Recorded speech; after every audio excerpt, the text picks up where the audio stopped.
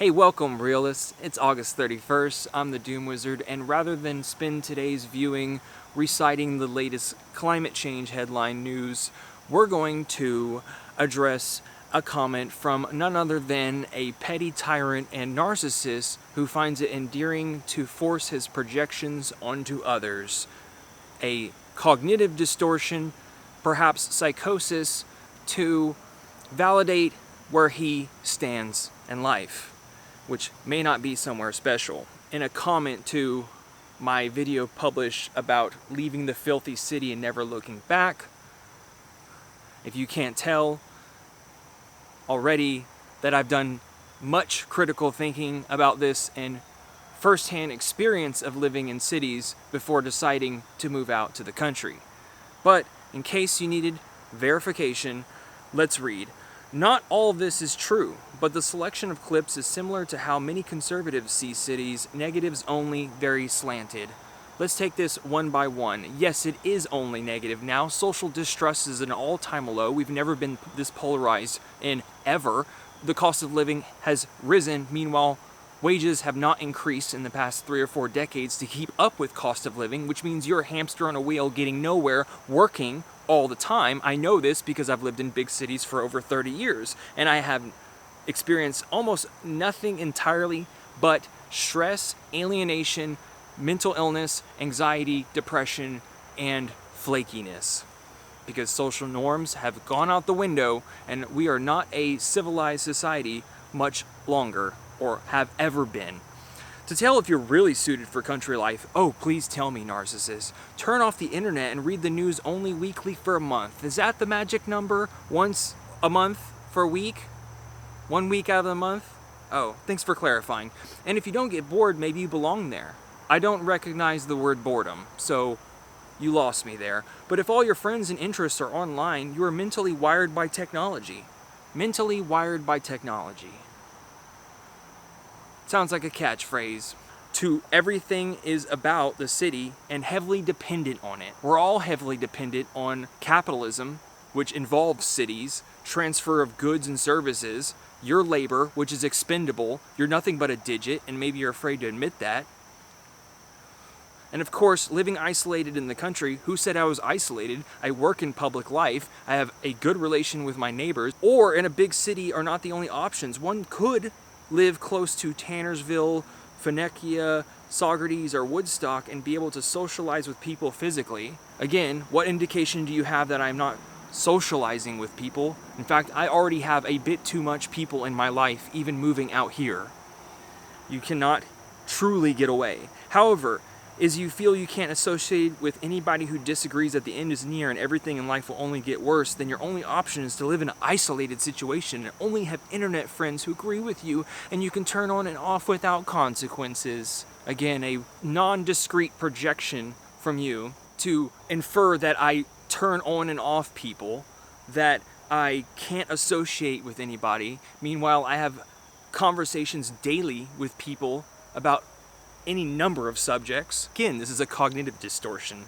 You are very mentally ill. But is a good experiment. Oh, thank you. Is it? I've been living in cities for over 30 years. Again, I remind you. Maybe for a year, you may be really a country boy. On the other hand, if this situation goes on for years, who says we really have years left? The world's going to be a complete hellscape next decade. Every single indicator is flashing red. From nuclear deterrence and war, mass migration, crop failure, diseases, pathogens leaking from the melting permafrost, and fertilizers going out, gas supply going down, on and on. All the factors are, we're not doing well at all. Newsflash. You wind up like a bitter old man with a little dog, a lifelong complainer, who says I'm going to be reaching old age. Again, this is why some people just turn off comments, because you get this absolute bullshit from people on the internet, who likely is a boomer because they have no thumbnail for their icon. It's just a letter, or someone who's not adept or wants to hide their identity. Probably a covert narcissist who doesn't want to reveal their true self and hides behind words, obviously. Yeah, it's just laughable. Maybe you're not capable of critical thought, or consider the idea that one can set one's own parameters for their way of life. Been there, done that, got a t-shirt with all the big cities I wanted to live in across the West Coast and Texas. And I got nowhere. You don't get anywhere working, okay? The American dream is dead, buried, it's over. Newsflash. Different realities. The way you experience life changes your cognitive perception. I've been on all sides of this predicament that we're in from viewing angles of how fucked we are and how rude and disjointed we are as a society. We are in free fall. We have no basic manners anymore. Common sense, critical thought. We're gone. Cities are nightmare traps. You can't really live. You work paycheck to paycheck. Over 78% of Americans work paycheck to paycheck. Yeah, sounds like a great way to live in the city, sitting in traffic, paying all your money to rent, barely getting by. One hospital stay or emergency away from losing everything. Like an experience you had in the 60s or 70s. Times have changed. It's different. It's a hellscape, a nightmare. I've been there, firsthand to tell you. Okay, so maybe your parents paid for your college, or you're in massive debt, working for some corporation, slaving your soul away. What do you sell your soul to? Yeah, I work a mainstream job. I make a minimum wage, part-time, and another job. I work a lot just to support my lifestyle out here and make repairs. This was a cognitive choice that I fully knew what I went into after years of experience of living in cities. I don't need to explain myself or validate myself to you.